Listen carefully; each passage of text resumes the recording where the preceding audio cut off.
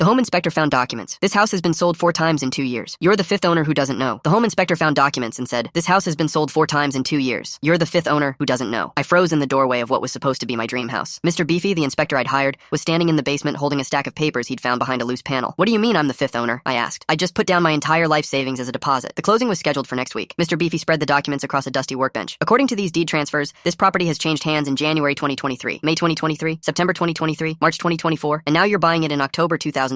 None of the sales lasted more than 6 months. My stomach dropped. The realtor had told me the previous owner was an elderly couple relocating to Florida. Why would people keep selling so fast? Mr. Beefy pointed his flashlight at the foundation walls. That's what I'm trying to figure out. Usually when you see this pattern, there's either a major structural issue or something happened here that nobody wants to talk about. He handed me one of the documents, a handwritten note tucked between the deed transfers. It read, left after 3 months. Couldn't stay. Check the crawl space. My hands started shaking. Mr. Beefy had already moved toward a small access door I hadn't noticed before. The crawl space was barely 3 feet high. The smell hit me first. Something chemical and wrong. Then Mr. Beefy stopped suddenly. You need to see this. He was shining his light on the dirt floor where dozens of small bones were partially buried. I'm calling the police. 20 minutes later, 2 police officers arrived and went down to investigate. They came back up with evidence bags and serious expressions. You might want to reconsider that purchase, one of them said. They told us they'd need to bring in a forensic team. The house was now a potential crime scene. I called my realtor immediately, demanding to know why she hadn't disclosed the property's history. She claimed she had no idea about the multiple sales. Mr. Beefy pulled up the county property records on his laptop. Each sale had been conducted through a different LLC with minimal paperwork. Someone's been flipping this house quickly and covering their tracks, he said. The forensic team determined the bones were from various animals, but they'd been arranged in deliberate patterns, circles and symbols that suggested something ritualistic. They'd found similar arrangements in the walls and under the floorboards. I contacted the previous 4 owners through public records. 3 responded, and their stories were terrifyingly similar. The first owner, a young couple, lasted 2 months before strange sounds in the walls drove them out. They'd found dead animals in their yard weekly and symbols painted in the attic. The second owner made it 3 months. He'd experienced sleep paralysis every night and vivid nightmares. When he'd investigated the basement, he'd found the same crawlspace arrangement. He'd sold immediately and moved to another state. The third owner had hired a priest after 6 weeks. She'd found books hidden in the walls about occult practices. The priest had refused to enter after seeing the basement. The fourth owner wouldn't talk to me at all, just sent a one-line email. Get out while you can. My attorney dug deeper into the property's history. The house had been built in 1987 by a man named Lawrence Grimm, who'd been arrested in 1995 for running an illegal animal fighting operation